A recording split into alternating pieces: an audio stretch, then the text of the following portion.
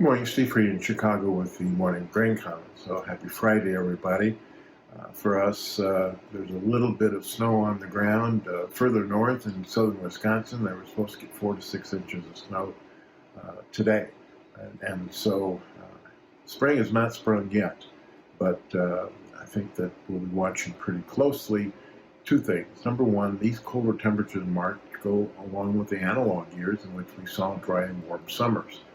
The main thing is how much moisture over the next, let's say, 5 to 7 days does the Western Corn Belt get to offset maybe some dryness down the road. Certainly, this moisture and the talk about warmer and drier conditions later down the road will certainly help plantings and how early they could be. Next Thursday, we've got the USDA report, gives us acres and March 1 stocks. Acres will be important to see how much corn acres will be down and how much bean acres will be up and how much wheat acres will be down here in the U.S.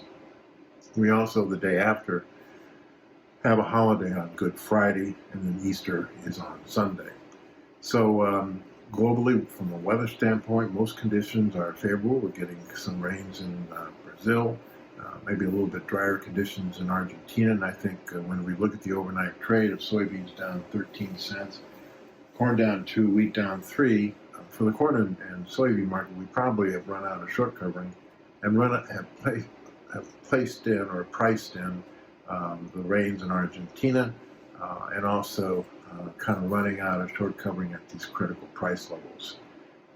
When we look at the global markets, as far as trade is concerned, the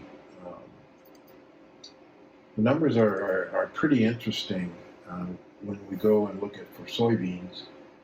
The USDA is forecasting that world soybean trade is going to be at 174 million tons versus 172 last year. Of that, U.S. is 47 versus 54, and Brazil is 103 versus 95. In the corn trade is estimated at 202 versus 180 last year.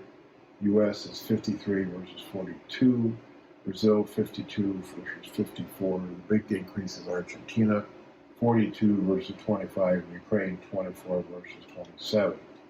And in the wheat trade, world trade is at 212 versus 219. U.S. is only 20 million tons, whereas Russia's 51, Europe 36, Canada 24, Argentina 10, and Australia 20. So again, big increases in competition from Brazil for U.S. soybeans, Argentina for U.S. meal.